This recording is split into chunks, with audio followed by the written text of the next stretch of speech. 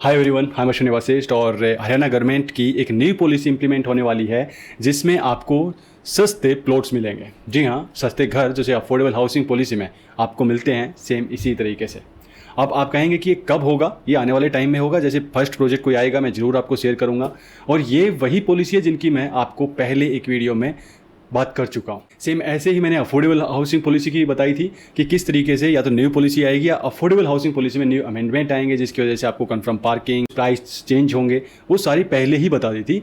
ये पॉलिसी के बारे में मैंने आपको पहले बताया था और जो इस मेरे चैनल से जुड़े हुए हैं वो सबको पता है। और मैं एक ऐसी ही पॉलिसी के बारे में आज आगे इस वीडियो में फिर से चर्चा करूंगा जो हो सकता है। देखिए 100% कोई नहीं कह सकता। जो हरियाणा गवर्नमेंट के न्यू प्लान्स हैं जो हो सकते हैं फ्यूचर में, वो मैं आपको हमेशा पहले ही शेयर कर देता हूं। और इसका फायदा ये हो जाता है कि हम अपने आप को प्रिपेयर कर सकते हैं। सो सबसे पहले मैं बात करता हूं पॉलिसी की। जी हाँ, जो पॉलिसी है आपका 50 मीटर से लेकर और 250 मीटर तक के ये प्लॉट्स होंगे। ये पूरे हरियाणा के लिए है, बट मैं इसे गुड़गांव के कॉन्टेक्स्ट में बात करूंगा। सो हम बात करते हैं इसकी मेन कनेक्टिविटी क्या रहेगी। जैसे कि अफोर्डेबल हाउसिंग पॉलिसी में 24 मीटर मेन रोड होना चाहिए, मेन कनेक्टिविटी होनी चाहिए। ऐसे इसमें 33 फीट है। इसके बाद जो इंटरनल कनेक्टिविटी है, इंटरनल रोड्स हैं, वो 10 मीटर के होने चाहिए। और सबसे अच्छा ये है कि जो बिल्डर है वो लाइसेंस इसके पास 5 एकड़ मिनिमम है वो अप्लाई कर सकता है। और इसमें बिल्डर को भी फाइनेंशियल सपोर्ट देने के लिए 5% जो कमर्शियल एरिया है वो यूज कर सकता है। जैसे कि अफोर्डेबल हाउसिंग से मिलती जुलती पॉलिसी मैंने पहले ही बताया। अब ये पॉलिसी गवर्नमेंट लेकर क्यों आई है, इसका सबसे बड़ा रीजन था कि बहुत सारी जो अनऑथराइज्ड कॉलोनी है वो गवर्नमेंट की काफ़ी कोशिश के बाद भी रुकी नहीं। और इसीलिए एक गवर्नमेंट पॉलिसी लेकर आई कि उनको रोका जा सके। और साथ के साथ इसमें जो टोटल लैंड है उसका 65% ही बिल्डर अपनी प्लॉटिंग एंड कमर्शियल एक्टिविटी के लिए यूज कर सकता है। बाकी रहेगा ओपन स्पेस कुछ यूटिलिटीज के लिए। अब बात करते हैं जो सबसे महत्वपूर्ण बात है कि प्लॉट आएंगे कहाँ पे, कौन सी लोकेशन में आएंगे। पूरे हरियाणा की पॉलिसी है, मैं गुड़गांव के कॉन्टेक्स्ट में बात कर रहा हूँ। जो MCG एंड DULB के अंडर जो भी एरिया आता है वहाँ पे ये प्लॉट आपको देखने को मिलेंगे। टाउन एंड कंट्री प्लानिंग के अंडर जो भी एरिया है उसमें ये प्लॉट्स नहीं आएंगे। इसमें यदि हम सोच रहे हैं कि Dwarka expressway, golf course road, extension road, SPR road, new Gurgaon, यहाँ पर ये प्लॉट होंगे, जी नहीं, इस एरिया में नहीं होंगे। तो फिर कहाँ पे होंगे? तो यदि मैं सिंपल वर्ड्स में कहूँ तो जो 2031 का मास्टर प्लान है, जो जो उस एरिया में आता है वहाँ पे प्लॉट नहीं आएंगे, उसको छोड़ के आएंगे, यानी कि MCG और DULB के अंडर। तो इसमें कौन कौन से हैं? जैसे सेक्टर 1 से 23 तक है, तो यहाँ पे कुछ एरिया कुछ एक सेक्टर्स में बनता है। नारपुर, सिकोपुर, ये जो गांव हैं इनका एरिया बचता है। ऐसे बहुत सारे एरियाज हैं। मैं एक मैप के साथ आपको डिटेल्स में इस वीडियो को लेकर आऊँगा, तो कमेंट बॉक्स में मैप लिखें।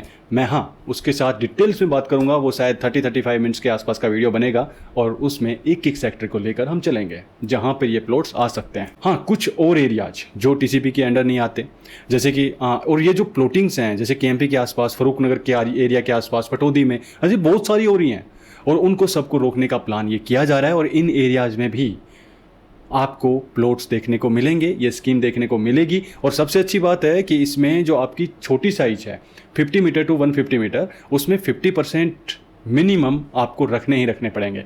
यानी कि जिनका बजट कम है उनके लिए पॉलिसी सबसे ज़्यादा फायदेमंद है।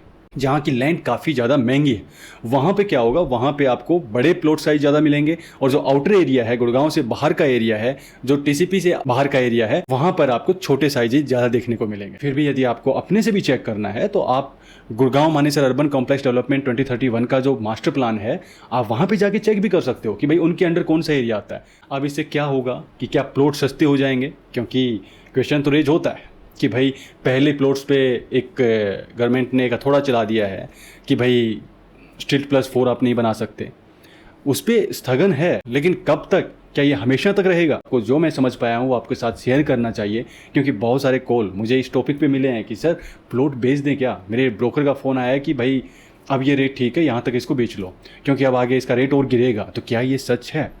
यदि आप भी उनमें से एक हैं तो प्लीज़ मुझे बताएं। मैं इसके बारे में भी आपको कंप्लीट डिटेल्स के साथ वीडियो शेयर करूंगा। और एक जो मैंने आपको प्रॉमिस किया था कि इस वीडियो के आगे मैं आपको बताऊंगा, पॉलिसीज़ आने से पहले जो आपको एक हिंट देता हूं वो शायद आपको कहीं से भी नहीं मिलते होंगे, इतना मैं जानता हूं। तो ये जो बेनिफिट क्या हो सकता है उस चीज़ का कि हम कोई चांस लेना चाहते हैं किसी भी तरीके का प्रॉपर्टी में तो वो ले सकते हैं।